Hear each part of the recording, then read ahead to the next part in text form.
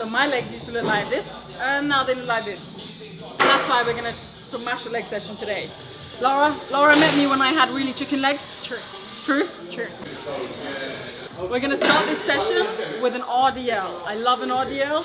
Bend the knees a little bit, tense those glutes and drive that weight back up. As always, warm up or I'ma find you. For the RDL movement, focus on keeping your back straight and core engaged. You almost want to make your stomach so hard as if someone was punching you. As you lower the weights, make sure to hinge your hips backwards as if you're shutting a door behind you and drive with the glutes. This may or may not be my second coffee, but no one can stop me. I will sabotage myself until the very end. Cheers. Last round, best round. Exercise number 2, we're gonna smash a little bit of the leg press. We're gonna go heavy. Again, we're on the second compound of today's session. So we're gonna focus 6 to 8 reps, 6 to 8 reps. We're gonna warm ourselves up and then we're gonna really drive. For the leg press, keep your feet at about shoulder width apart on the platform. Push through your heels and don't lock your knees at the top. Make sure that your lower back is always flat against the seat. Every time I think about quitting, I think about all my haters wanting me to quit. I'll never quit. Get it up, Laura, get it up. I'm gonna stress Laura out. Look at those chicken legs, Laura. We need to add more weight. She heard chicken legs and said we gotta add more weight. Iron Kingdom.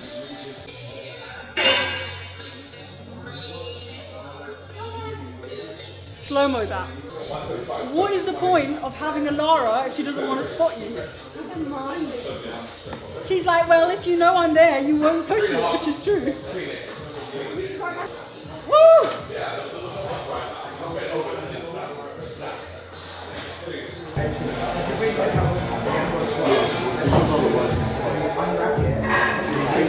Last time I did a physio session, he did acupuncture. He did these like glass suction things. And he like triggered a muscle spasm and it went really fast until I was like that. I hated it.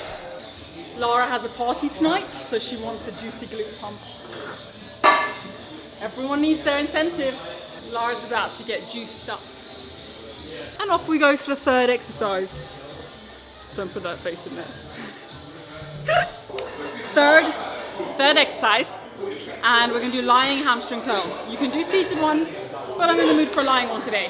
I'm doing the lying hamstring curl, but you can also do the seated hamstring curl. So make sure your knees are aligned with the pivot point, squeeze your hamstrings as you curl the pad towards you, and make sure the weight is controlled both up and down in the movement. Don't swing it about like a maniac. This is the part in the session where I start getting bored. I've been here for a while. I'm 2.5 exercises in. Who's gonna know if I cut a couple reps short? Who's gonna know? I'll know. I didn't. But who would know? You actually were filming, so you probably would know. I'm gonna start counting. I didn't. Hi, my name's Yvette. I'm on my prep now. I'm about 4 weeks out. 16 November is my ideal show. So sorry about my energy. It's quite less now as my calories drop. And my intensity is going high and my cardio is high. So me and Grizz will be doing some posing. You're looking shredded already and you're 4 weeks out. Yeah, trying. Yeah, now you're gonna kill it. Yeah. So we're gonna do some posing. Just random ones. Let's go. We got Lara being a hype girl, you know.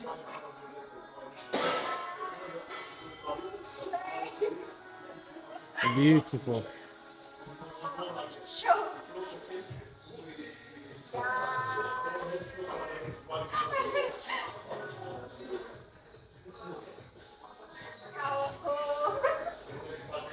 Laura.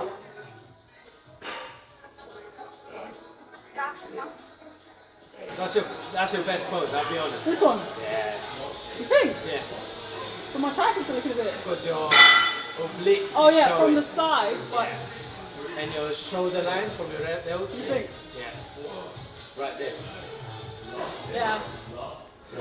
My delt's been getting small recently, but I just can't train shoulders.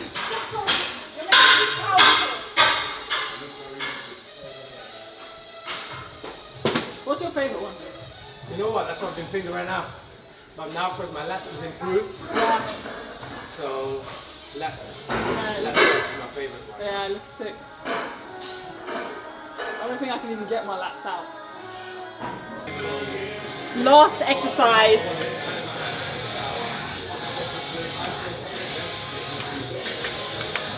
Last exercise, and we're about to get cheeked up with kickbacks. You need one of these little straps. For cable kickbacks, keep your core nice and tight as you extend your leg back and focus on your glutes. Avoid arching your back, and again, just make sure to control the movement for a full range of motion. I hate high rep. Right, we need to up that weight, Laura. Way too low. I'm trying to get the early 2000s.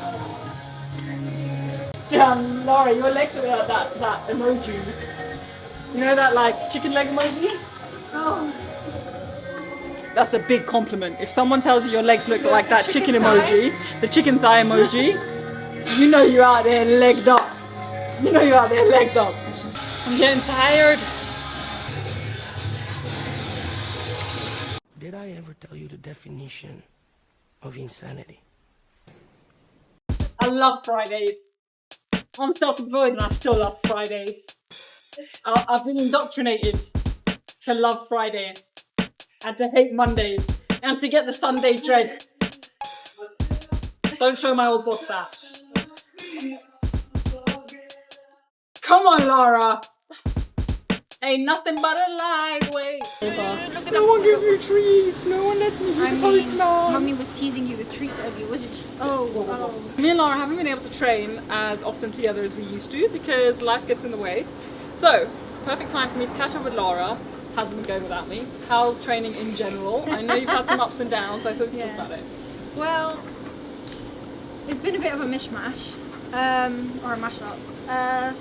Like even when we were training for the first bit together earlier this year, I still wasn't able to go as much as I wanted because I had like new commitments, new work, new studies and new stuff. So it was actually harder to do, which meant that a lot of the times I was not going or trying to go like twice a week. And how did that impact you mentally? Oh, I hated it. It got me so bad messed up in the head because I was so used to doing like 5 to 6 days in a week. And then training at a certain intensity and then feeling like I'm not training enough for a mental health side of it and a physical side, and which links to like kind of dealing with body struggles and then that being influenced with loads of different things, not training as much as before. So it's like a whole thing. So it took me a while. I think we had quite a few conversations in between. But now you seem to be way more in your groove. Yeah. And what is it exactly that you changed? So before you were struggling because you couldn't quite maintain that perfect 6-day-a-week, 2-hour sessions, and you felt like, you know, overall struggling. What have you changed now? Because you seem to be way more in your groove, happier. What is it that you changed? Just the whole outlook on it, I think. Just first of all, the idea that I am not a professional. I am really not. So I kept comparing myself to being at like I needed to do the same amount of training as you or training as people online. But at the end of the day, this isn't my field of speciality. I do this both for physical and mental health and longevity. Yes. So when that kind of really clicked, it helped change my outlook on it. Yeah. And then I just really said, if it means going 2 times a week, it means 2 times a week, and have fun with it. I've picked up different classes. If I just feel, I go to the gym and I do 5 minutes, see how it is. Just have no pressure. Yeah, you let go of that perfection. Yeah. Because at the end of the day, you're doing this for a long time. Yeah. And, you know, how I train now is not how I trained when I worked in investment banking, and it's not how I trained when I was at university. You have to adapt it for you. But what we do, and I recently been struggling with the same comparison thing. That's the funny thing, is we compare ourselves to people who are comparing themselves to other people, or you as well. And I had one of those weeks where I was just comparing everything. I was comparing myself in terms of fitness. I was like, wow, that person runs really fast. I can barely run.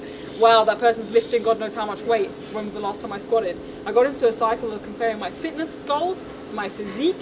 Then I started comparing myself to like my friends who are having kids, and I was like, oh my god, should I be having kids now? Then I was comparing myself to people who were buying houses, and I was like, oh my god, should I be buying houses? Am I meant to have a fancier looking car? Like, what is going on? I was talking about this. I was going through it. I was comparing literally every part of my life to a point where I was like, am I doing anything right?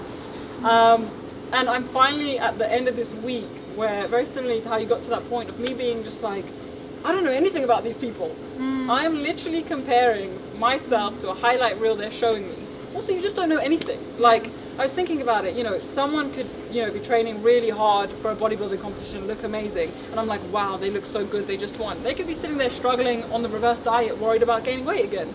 Someone's just bought a house, I'm like, oh my god, it's perfect. They're probably sitting there maybe slightly financially stressed. For me, with the comparing, for a long time, I deleted all social media. Massive. And this is one that I'm on social media, this is my job for the time being. There's certain stuff I do not follow. There's certain content I do not consume. And I have to put a limit on how much I'm consuming, regardless of the fact that it's my job. If it wasn't my job, I would still be doing the exact same thing. I'd be monitoring. Like, Lara's feed is now mainly cats. And she's curated that because she knows that social media impacts you, right? And you know, we've had days together where we're like, oh god, I wish I had these glutes, or I wish I had these, you know, arms, or whatever, random things that we see and we get triggered. And social media does that. It's a very dopamine heavy hit. It wants you to feel bad, so you keep scrolling. So, you know, for Lara, it was reducing her time. I also recommend unfollow people that make you insecure.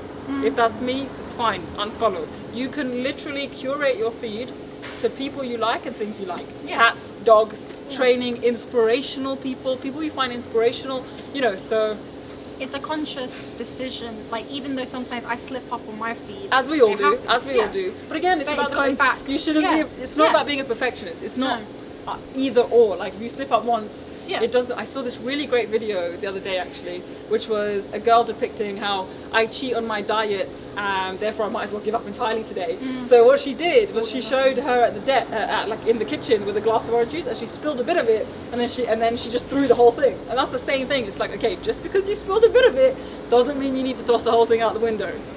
It's just get back on.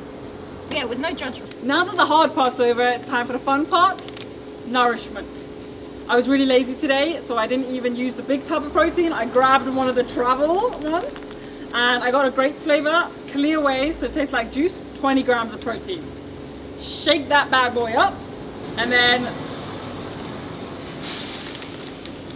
cheers. Please don't forget to eat your protein. Please don't forget to drink it. Just inhale it somehow, or you are not gonna grow any muscles. All right? So I'm gonna drink that, and I'm gonna go and get some real food as well. That is the end of today's leg day session. I hope you guys liked it. Let me know in the comments what you want to see next, anything you're struggling with, any sessions you really want me to focus on, and thank you for watching. I'll see you in the next one. Bye. Bye. No one can say I'm not a fabulous friend. Bye.